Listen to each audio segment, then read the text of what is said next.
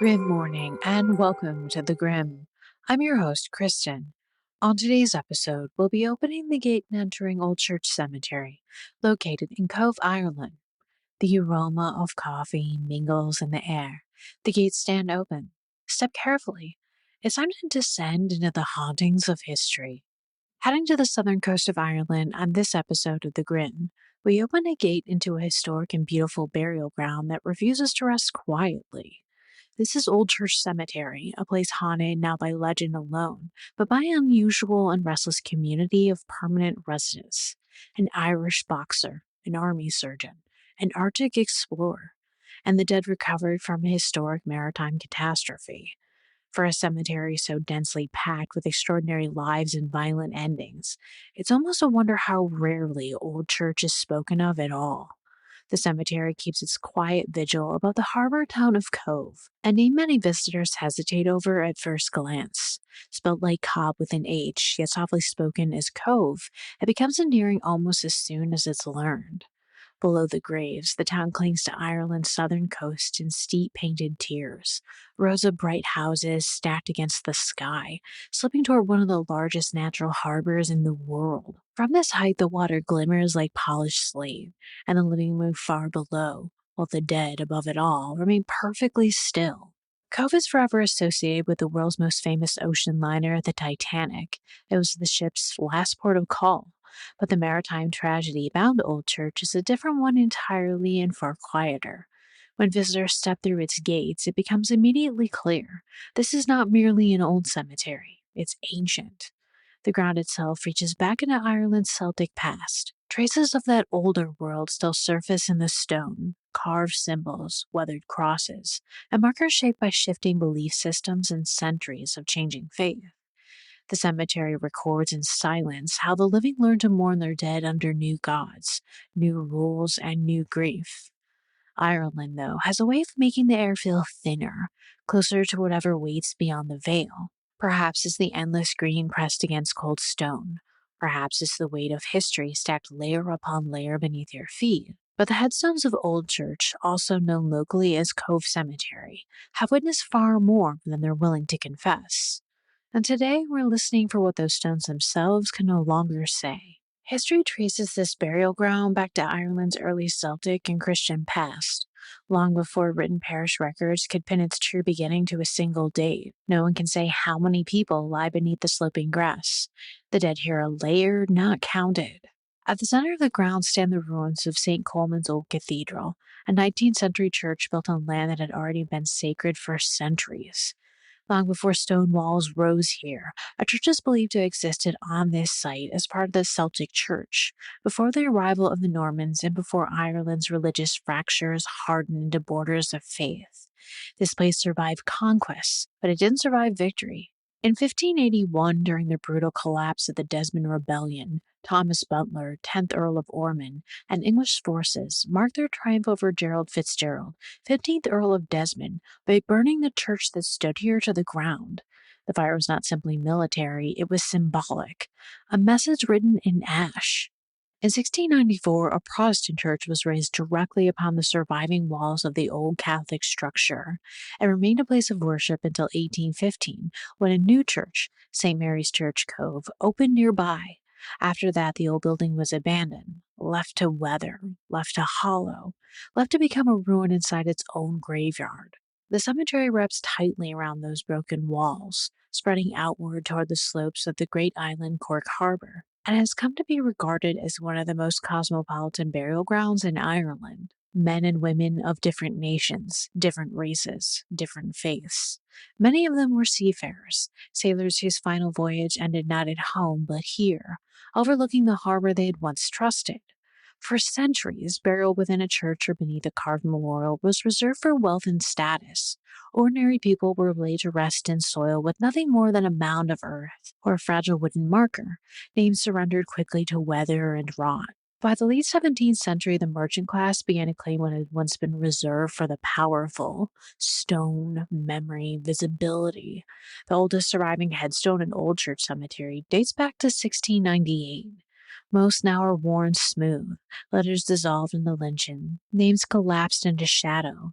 Yet even in their erosion, the stones remain a quiet exhibition of the stonemason's craft.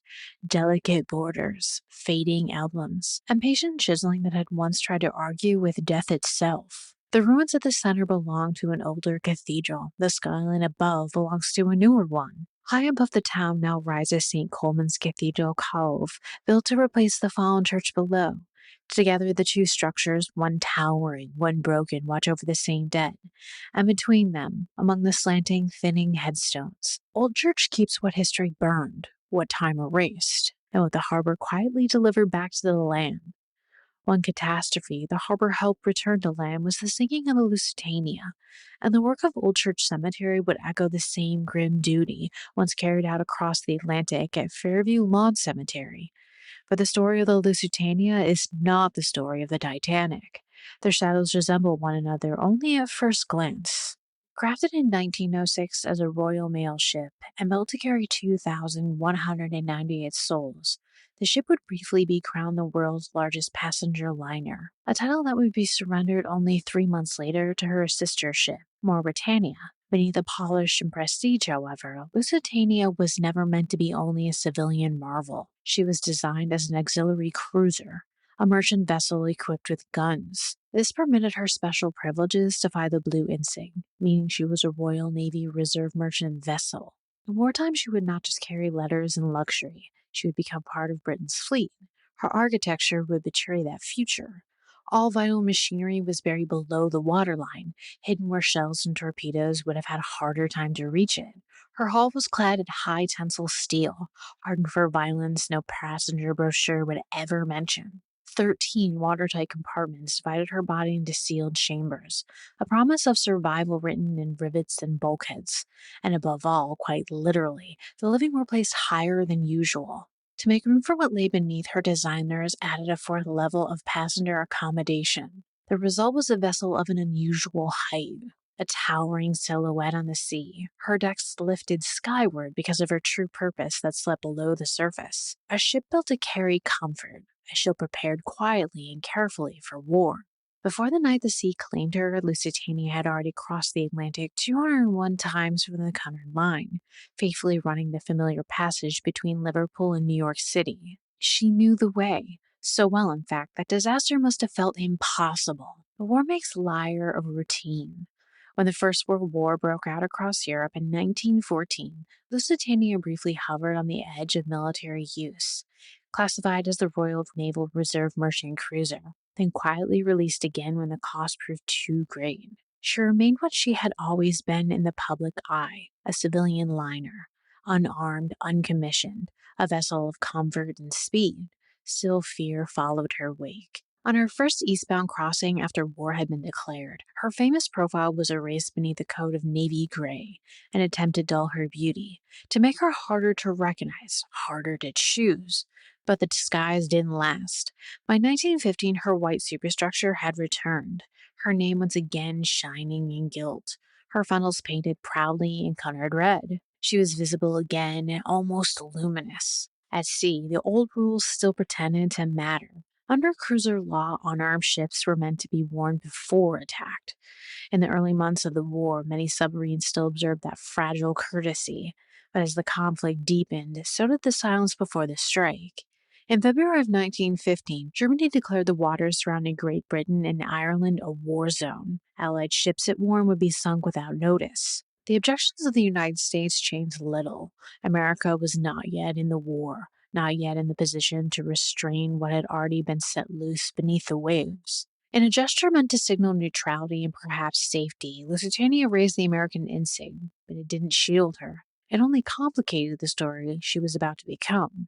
German submarines now prowled the shipping lanes in growing numbers, nearly impossible to detect and impossible to deter, and the Lusitania herself was unmistakable. Her towering profile could be recognized at a glance.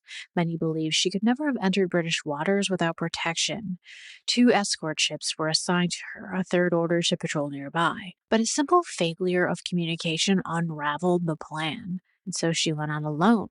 On the afternoon of the 7th of May in 1915, Lusitania was nearing the end of her 202nd crossing, bound for Liverpool and scheduled to dock later that day at Prince Landing Stage.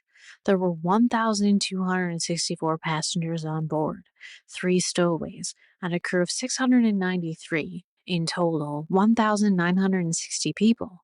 She was running parallel to the southern coast of Ireland. At 2:10 p.m., she crossed the path of a German submarine. Its commander, Walter Schweiger, would later claim he had not identified the ship. He had ordered a single torpedo fired. It struck the starboard bow just beneath the bridge. Moments later, a second, a far more violent explosion burst from her own hull. Something inside the Lusitania answered the blow. The great ship heeled sharply starboard. Her decks tilted. Her towering body, built for speed, built for spectacle, could no longer hold itself upright against the water rushing in. She was gone in just 18 minutes. Of the 1,960 souls on board, 1,199 never came home. Only 767 survived, and even among them, 4 would die later from their injuries. Along the Cork coast, word of her distress signal spread quickly. Fishermen, harbor workers, and townspeople pushed their boats into dangerous water without hesitation, pulling oil-soaked strangers from the wreckage, lifting the living from among the dead. By the following morning, the news had crossed the world. Most of those lost were British and Canadian, but among the dead were 128 Americans, including the writer Albert Hubbard, the theater producer Charles Frohman, and the wealthy Vanderbilt heir Alfred Gwen. In the end, the ocean didn't distinguish between nations, only between those it released and those it kept.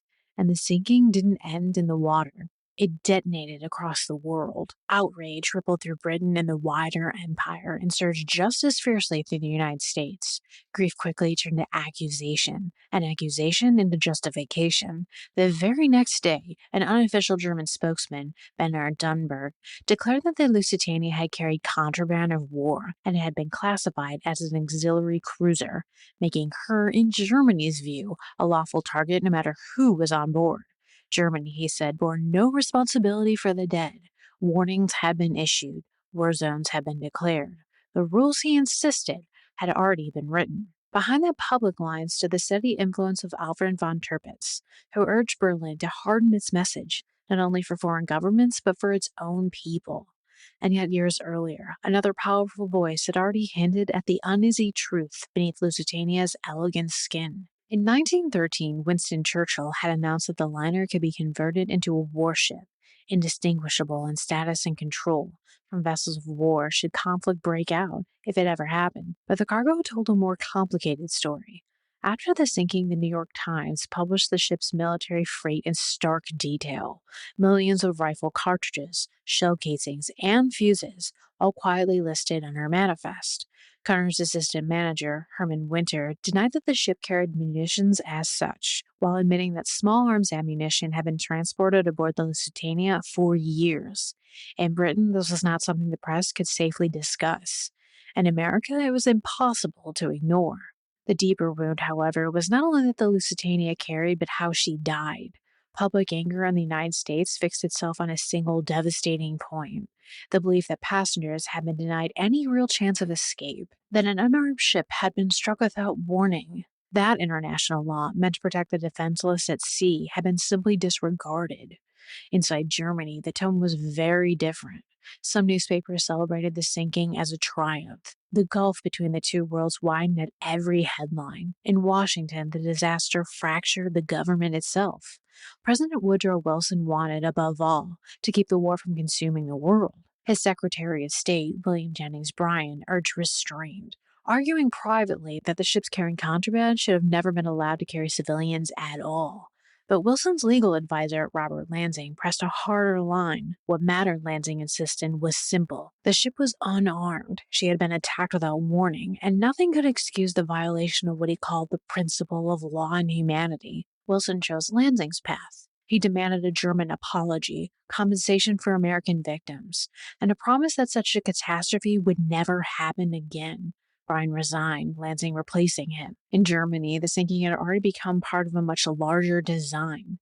Under the strategic direction of Hugo van Poel, the submarine campaign aimed not at intercepting weapons but at strangling Britain herself. The idea of contraband expanded until nearly everything could be treated as a legitimate target. And on the 12th of February, Gustav Bachmann ordered that enemy passenger ships should be deliberately attacked, specifically to create a shock effect. But even within Germany, the consequences were feared.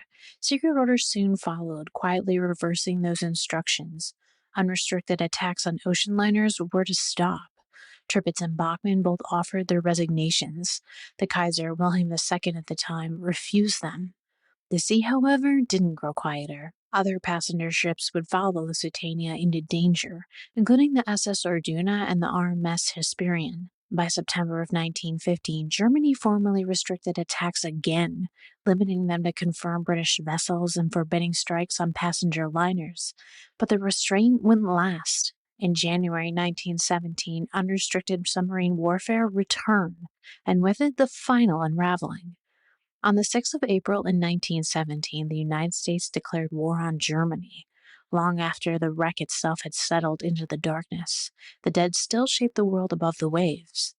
In 1923, American claimants were awarded millions in compensation. The following year, Judge Edwin B. Parker sharply reduced the total, closing the last legal chapter of a disaster that had already rewritten diplomacy, warfare, and the fragile rules meant to protect the innocent at sea. And it was here, back where your story began, that the wreckage of the Lusitania finally found its human shore. In Cobh, known in 1915 as Queenstown, the disaster became intimate. This was the nearest port to the sinking, just beyond the old head of Kinsale. Fishing boats and harbor craft brought the injured and the dead back through its wide, sheltering waters. The living were carried upward into makeshift hospitals and private homes. The dead were carried more quietly, wrapped, unnamed, and still.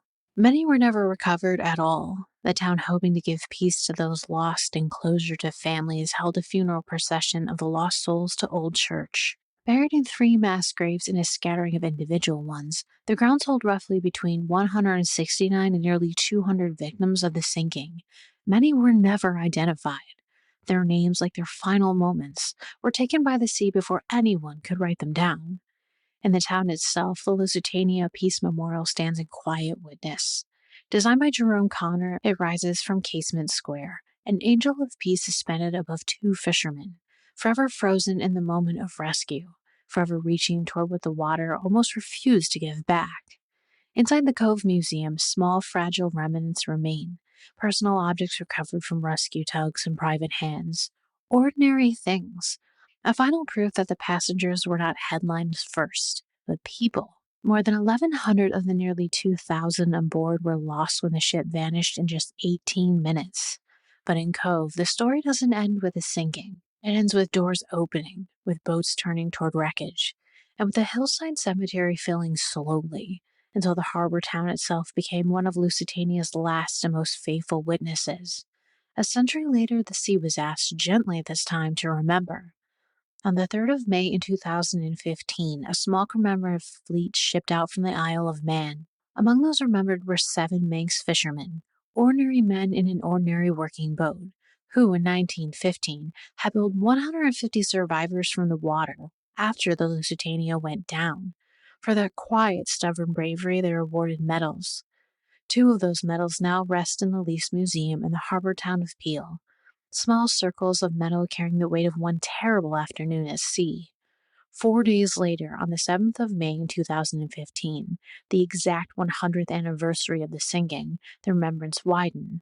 The shipping company Cunard marked the centenary by sending one of its modern liners on a commemorative voyage to Cork.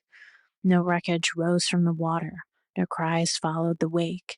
Only ships moving slowly and deliberately across the same dark corridors of the ocean, as if at last the crossing were being made for the dead. Beneath the leaning stones of Old Church Cemetery, one grave still draws a quiet crowd. It belongs to Jack Doyle. Joseph Jack Doyle, the man the newspapers once called the Gorgeous Gale. He was born in 1913 in the harbor town of Cobh, then still known as Queenstown, into a working-class family shaped by the docks and the sea. His father hauled himself from a ship to the shore after an injury ended his naval career. Jack followed the same path. He left school at 12. He worked for the Quails. His life in the beginning was tied to hard labor and harder weather. But Jack Doyle learned how to hit. As a boy, he taught himself to box from a book written by Jack Dempsey, studying every movement as if his salvation might be hidden in footwork or fist. By 17, he had slipped into the British Army's Irish Guards, adopted the name Jack in tribute to his hero, and quickly became something dangerous inside the ring. 28 straight victories, 27 knockouts. The future for a moment looked unbreakable. Doyle was sent into a packed stadium in London to fight for the British heavyweight title against Jack Peterson. Nearly 70,000 people filled the White City Stadium to watch the boy from Cove become a champion. Instead, the night shattered him. Ill, desperate, possibly drunk, possibly sick in ways no doctor could hide in public. Doyle entered the ring knowing he only had minutes of strength in his body. Later, he admitted what happened next: low blows, repeated fouls, and finally disqualification. The crowd erupted. Chairs flew, the ring was stormed, and Jack Doyle was carried on his shoulders, disgraced and defended at the same time.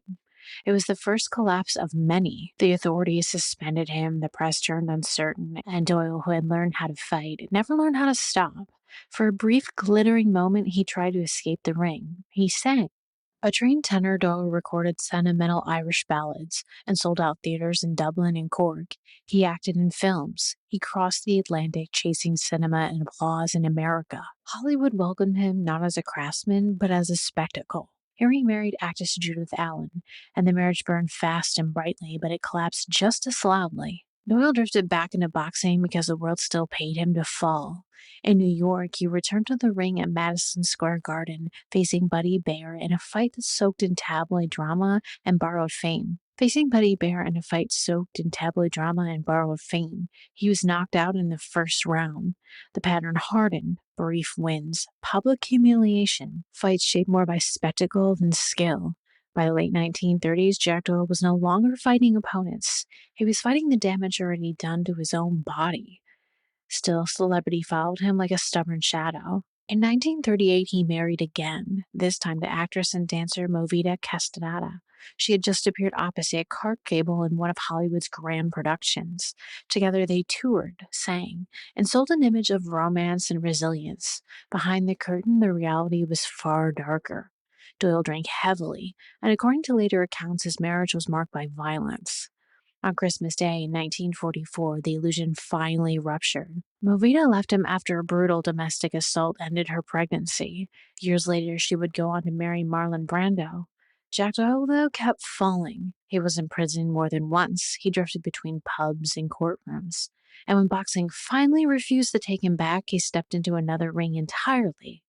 In the early 1950s, became a professional wrestler, parading into arenas in lace and flamboyant costumes. Borrowing the theatrical cruelty of Gorgeous George, the Gorgeous Gale had become a character of his former self, a fighter reduced to performance. By the time London became his final refuge, the fame had thinned to rumor. He lived with an Irish woman named Nancy Cogh. Their relationship, too, was troubled by violence, and eventually she left. Jack Doyle, though, didn't. He became homeless. In the last months of his life, witnesses remembered him by wandering barefoot from doorway to doorway, pub to pub, sick and deteriorating. Syphilis, alcoholism, and the years of punishment finally closed in on him. In 1978, Jack Doyle died in a London hospital from cirrhosis of the liver. For a while, it appeared he would be buried anonymously, but Ireland reached for him one final time. When the news of his death returned to Cork, former boxers and local supporters arranged to bring his body home. A lone piper led the coffin through the streets of Cove. A red carnation, his old trademark, rested on the lid, and the Gorgeous Gale was lowered into the ground here at Old Church, his grave still visited, his legacy still argued over. To some, Jack Doyle remains a tragic hero, a working-class prodigy destroyed by drink, by fame, by a world that cheered hardest when he bled. To others, he's something far harder to romanticize, a man whose brilliance inside the ring never excused the harm he caused outside of it. Perhaps both versions rest here, beneath the same weathered stone. In a cemetery filled with sailors, surgeons, and lost travelers, Jack Doyle lies among them, not as a champion, not as a legend, but as a warning written quietly into the earth. Not every grave, though, in Old Church Cemetery belongs to someone who lived loudly. Some belong to men who learned how to survive quietly. One of them is James Rosh Verling. He was born in 1787 in the small harbour settlement once called the Cove of Cork, that the world now knows as Cobh, on the edge of the great island Cork Harbour. An Irish Catholic boy raised among saltire and ship masts, he chose a different kind of service, medicine. He trained far from home in the University of Edinburgh, and in 1810 entered the British Army as a military surgeon, cutting his teeth in the long blood-soaked shadow of the Napoleonic Wars. But history didn't remember Verling for who he saved.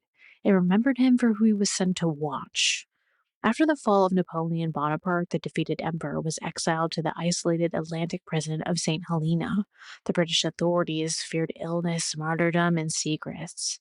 Napoleon would be allowed a doctor, though, but the doctor would also be an observer. Verling arrived as part of the machinery of exile, chosen after the dismissal of Barry Edward O'Meara, whose loyalty to the fallen emperor had become inconvenient. Under the authority of Hudson Lowe, Verling was expected to watch more than he healed. In truth, he barely treated Napoleon at all. He only watched him from a distance, a ghost assigned to a living prisoner, a surgeon stationed beside the slow public decay of a man who had once ruled Europe. When Napoleon finally died in 1821, it was Verling who stood among the physicians who opened the body and signed the conclusion that history would repeat for generations. Stomach cancer, not poison, not murder, not vengeance, just a failing body in an unforgiving place. The empire ended on a table. The spy returned home. In 1822, Verling came back to Cobh and lived quietly at what is now called the Bella Vista Hotel, then known as Bella Vista. Looking down over the same harbor he had once left behind, he continued his medical career in silence, eventually rising to senior surgeon.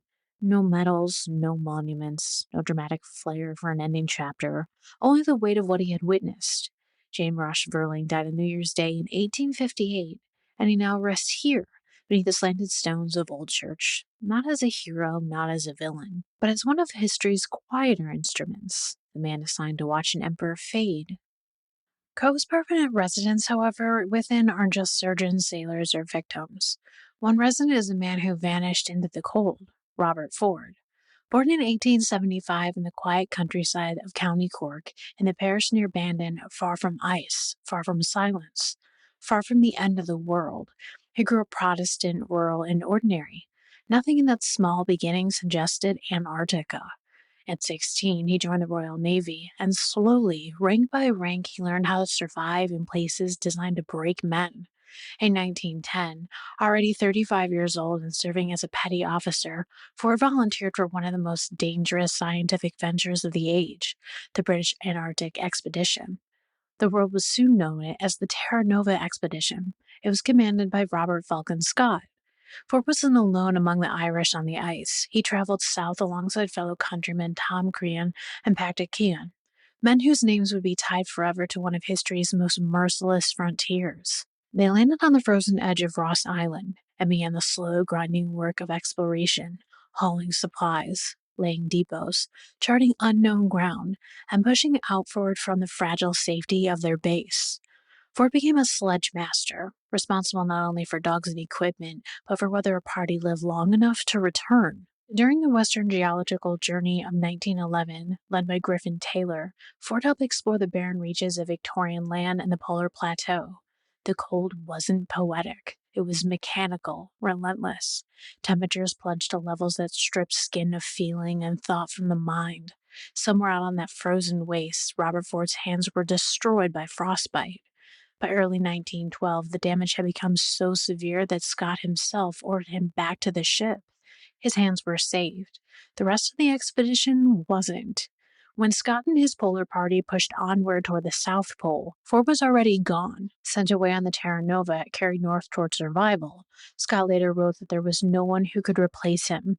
It was a small sentence. But on Antarctica, small sentences carry the weight of graves. In January of 1912, Scott reached the pole, and on the return journey, Scott and his companions vanished into starvation, exhaustion, and exposure.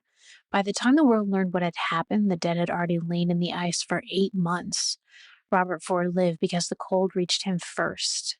He returned to the Royal Navy and served through the First World War, and he rose to the rank of Chief Petty Officer, and then quietly he returned home to Cobh. For the rest of his life, Robert Ford wore a glove on one hand. The frostbite never released him. Even half a century later, the Antarctic still owned his skin. He died in 1959, but Antarctic kept his name. In the frozen interior of Victorian land, a mountain still carries his name, Mount Ford. And now, far from the glaciers, far from the white horizons and collapsing silence, Robert Ford rests beneath the softer ground of Cork, here in Old Church, an explorer who survived the ice and spent the rest of his life carrying it home. As the wind threads its way through the headstones of Old Church, visitors might feel as if something lingers in the air, something not from our world but the next. Within the grounds, hauntings and restless spirits seem to find a way of seeking visitors at Old Church. Several reports describe something that cannot easily be dismissed as wind through the ironwork or distant traffic, low murmuring voices drifting between the headstones, as if a funeral cortege was walking the ridge toward the sea. Footsteps, measured and soft, sometimes accompanied these voices, approaching along the gravel paths only to fall silent when listeners turn their heads. In more than one account, people have heard the shuffle of many feet, only to look and see no one there. One local who spent time inspecting graves and memorial stones along the cemetery wall spoke of voices and footsteps rising around him. At first he thought others were nearby, companions, workers, fellow visitors. But when he turned toward the sounds, the space was empty, and when he stepped away, the noises ceased suddenly, as though they had never been. Some of the most compelling accounts have come from a figure known locally as the White Witch of Cobh. Active in the late 1990s, she was said to be a fifth-generation witch with second sight. She's claimed to have witnessed not with her eyes, but through the heightened perception, a ghostly funeral procession for the victims of the RMS Lusitania, hearing the low murmur of many voices and the soft shuffle of countless feet moving toward the mass graves. Even when the cemetery lay empty before her, her testimony gave form to the experiences of others. The whispers, the footsteps, the feeling that something unseen moves deliberately along the ridge. Visitors report that these experiences tend to cluster near the mass burial plots, where the bodies of the Lusitania victims were laid close together, without the space that separate graves afford. Here the air feels heavier to some, as if the presence of those buried together still resonate long after their arrival. Many believe this is the funeral procession, time after time, delivering the dead to the grounds, mourning the souls lost at sea and the lives cut short. Unlike tales of flickering figures or transparent shadows, many of these accounts are auditory, not visual. Whispers carried on the wind, feet on the gravel, voices just beyond clarity. And yet the effect lingers, a feeling that the hillside itself remembers. When the light fades and the harbor below becomes a wash of orange and glass, the cemetery seems to listen. The sounds of the town, faint laughter along the quay, the horn of the distant ferry, recede. What remains is the cemetery's own cadence, footsteps without bodies, voices too soft to understand, and the echo of lives returned to the sea. Old Church Cemetery is not haunted because it's old. It's haunted because it carries the dead back, unwillingly, swiftly, without farewell. And in some way, they're still arriving. For now, the stories of Old Church slip back into stone, and the dead return to their uneasy rest. Yet they're never silent for long. Thank you for walking with us through the veil into Old Church Cemetery, descending once more into the hauntings of history. The gate is sealed, the veil drawn, yet death keeps no calendar, and so we shall return, as we always do, on the grim.